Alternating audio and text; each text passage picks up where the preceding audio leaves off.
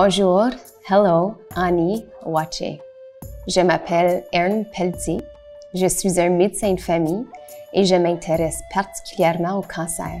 Mon rôle au sein du programme régional de cancérologie du Nord-Est consiste à donner une voix aux membres des communautés des Premières Nations, des Métis, des Inuits et des Autochtones en milieu urbain. Depuis que j'ai assumé ce rôle en septembre 2019, je suis probablement déjà allée dans votre communauté ou j'ai probablement déjà parlé à certains des membres du personnel de votre centre de santé. Beaucoup de personnes m'ont indiqué ce qui compte le plus pour elles et aujourd'hui. Dans cette courte vidéo, je veux vous parler de ce qu'il est important de savoir au sujet du dépistage du cancer colorectal. J'ai produit des vidéos portant sur différents sujets que vous m'avez proposés et j'espère que vous les trouveriez utiles. Assurez-vous de visionner mes autres vidéos sur ce qu'est le cancer, ainsi que sur le dépistage du cancer du sein, le cancer du poumon et du cancer du col de l'utérus. À la fin de chaque vidéo, je vous indique où obtenir des renseignements supplémentaires. Merci, thank you, miigwech. Commençons par expliquer ce qu'est le cancer colorectal. Le cancer colorectal est un type de cancer qui se produit dans le côlon et le rectum lorsque les cellules se multiplient plus rapidement que les autres et d'une manière différente. Le côlon et le rectum font partie du tube digestif. Dans la plupart des cas, le premier signe de cancer colorectal est l'apparition sur la paroi du côlon de petites masses appelées polypes, qu'on ne peut ni sentir ni voir. Le cancer colorectal est la deuxième principale cause de décès par cancer en Ontario. Ce qui m'inquiète, c'est que ce type de cancer est plus courant chez les populations des Premières Nations que chez les autres populations de la province. De plus, le taux de mortalité, soit le nombre de décès causés par le cancer colorectal, est plus élevé chez les populations des Premières Nations. L'âge est un des principaux facteurs de risque du cancer colorectal. Autrement dit, toutes les femmes et tous les hommes sont à risque, surtout après 50 ans. Le dépistage est la meilleure façon de détecter le cancer colorectal à un stade précoce, avant qu'il y ait eu la chance de se propager et lorsqu'il est le plus facile à traiter. La bonne nouvelle, c'est que dans 9 cas sur 10, on peut guérir le cancer colorectal si on le détecte et le traite à un stade précoce. Certaines personnes pourraient être plus vulnérables en raison de leur passé familial. Le type de dépistage que vous subirez dépendra du type de risque que vous présentez. En Ontario, le dépistage du cancer colorectal relève du programme Contrôle cancer colorectal. Examinons de plus près le risque selon le programme Contrôle cancer colorectal. Le programme classe les gens selon 2 types de risques.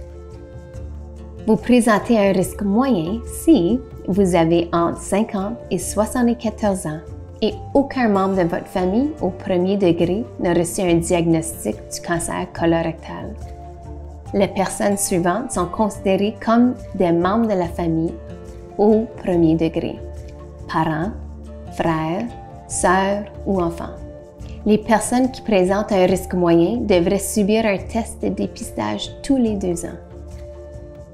Vous présentez un risque élevé si au moins un des membres de votre famille au premier degré a déjà reçu un diagnostic de cancer colorectal.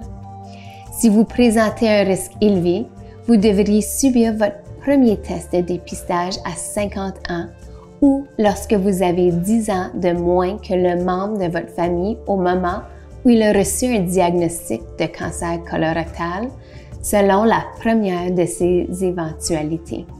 Examinons quelques exemples pour mieux comprendre. Si votre sœur a reçu un diagnostic de cancer colorectal à 43 ans, vous devriez passer votre premier test de dépistage à 33 ans. De même, si votre père a reçu un diagnostic de cancer colorectal à 72 ans, vous devriez entreprendre le dépistage à 50 ans. Autrement dit, que vous présentiez un moyen risque ou un risque élevé, vous devriez subir votre premier test de dépistage à 50 ans ou plus tard. Maintenant que vous connaissez le type de risque que vous présentez, nous examinerons le type de test de dépistage qui vous convient. Comme je l'ai déjà mentionné, les personnes subissent différents tests de dépistage selon leur niveau de risque. Si vous présentez un risque moyen, vous devriez subir un test immunochimique fécal, également connu sous le nom de TIF, tous les 2 ans. Si vous présentez un risque élevé, vous devriez subir une coloscopie au moins tous les 10 ans, ou plus souvent, votre spécialiste vous fera savoir ce qui vous convient dans votre cas. Examinons de plus près les 2 tests de dépistage en commençant par le test immunochimique fécal. Le test immunochimique fécal est relativement nouveau et est beaucoup plus facile que l'ancien test de dépistage. Il n'est pas nécessaire de cesser de prendre certains médicaments ou de consommer certains aliments. Le test immunochimique fécal se fait aussi à la maison. Votre fournisseur de soins de santé commandera une trousse de test immunochimique fécal que vous recevrez par la poste. Si c'est plus facile pour vous, on peut livrer la trousse au bureau de votre médecin ou à une autre adresse. Le test immunochimique fécal nécessite aussi que vous préleviez un échantillon de selles. Ce test sert à analyser les selles pour y détecter la présence de petites gouttes de sang non visibles à l'œil nu, qui peuvent être attribuables à un cancer colorectal ou à des excroissances appelées polypes. Ce test est plus facile que l'ancien, car la trousse renferme un petit guide illustré et une mince feuille de papier à déplier et à poser par-dessus l'eau de la toilette. Vous recueillez ensuite avec le bâton un échantillon de selles qui ne sont pas en contact avec l'eau de la toilette. Puis, vous tirez la chasse d'eau. Le papier convient même aux fosses septiques. Assurez-vous d'envoyer votre échantillon par la poste en moins de 2 jours. Le laboratoire doit le recevoir dans les 14 jours suivant le prélèvement. Vous et votre fournisseur de soins de santé recevrez les résultats de l'examen au bout de quelques semaines. Si les résultats sont normaux, c'est-à-dire qu'on n'a pas détecté de sang, vous recevrez une lettre 2 ans plus tard pour vous rappeler de subir un autre test de dépistage.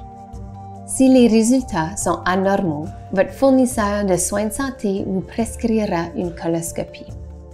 L'obtention de résultats anormaux au test immunochimique fécal n'est pas toujours un signe de cancer ou de polype. Cela signifie simplement que d'autres examens sont nécessaires. Je vais maintenant parler de la coloscopie ou du dépistage en cas de risque élevé. J'ai déjà mentionné que les personnes qui présentent un risque élevé devraient se soumettre à un test de dépistage appelé coloscopie. Ce test permet à un spécialiste de voir à l'intérieur du côlon. Pour ce faire, il utilise un long tube flexible muni d'une toute petite caméra au bout. Pour votre coloscopie, vous devez vous préparer le jour avant l'examen en buvant un laxatif, aussi appelé préparation intestinale. Ce produit sert à nettoyer l'intestin en le vidant complètement afin que le médecin puisse le voir clairement durant l'examen. Avant la coloscopie, vous recevrez des instructions en ce qui concerne le laxatif à prendre, les médicaments que vous devriez cesser de prendre et ce que vous pouvez manger et boire. La coloscopie se fait à l'hôpital ou à un autre établissement de soins de santé. Étant donné qu'on pourrait vous administrer des médicaments pour que vous soyez plus à l'aise durant l'examen, quelqu'un doit vous accompagner à votre rendez-vous. Durant la coloscopie, le spécialiste pourrait aussi, au besoin, prélever des échantillons du côlon et éliminer les polypes. Dans la plupart de ces cas, les polypes ne sont pas cancéreux. Le spécialiste vous donnera aussi les résultats de votre coloscopie et vous indiquera à votre fournisseur de soins de santé quand vous devriez passer votre prochaine coloscopie. En plus de subir un test de dépistage du cancer colorectal, il importe aussi pour votre santé de savoir de quoi vous avez l'air normalement et comment vous vous sentez habituellement. Ainsi, il est plus facile de déceler les changements. Il pourrait s'agir des changements suivants, entre autres. La présence de sang dans les selles, l'apparition d'une constipation, d'une diarrhée ou d'un mal de ventre qui dure plus longtemps que d'habitude. L'impression que l'intestin ne se vide pas complètement, une perte de poids non expliquée, une grande fatigue qui persiste plus longtemps que d'habitude et qui pourrait être causée par une faible numération globulaire. Enfin, n'oubliez pas que l'adoption d'un mode de vie sain, comme je l'ai mentionné dans ma première vidéo, pourrait réduire votre risque d'avoir le cancer colorectal ainsi que beaucoup d'autres maladies. J'espère que vous passez à la prochaine étape et que vous parlerez à votre fournisseur de soins de santé du dépistage du cancer colorectal. Merci d'avoir visionné la vidéo. Pour obtenir d'autres renseignements sur le cancer, le dépistage du cancer colorectal ou d'autres programmes, envoyez-moi un message par courriel à northeastcancerscreening@hsmsudbury.ca.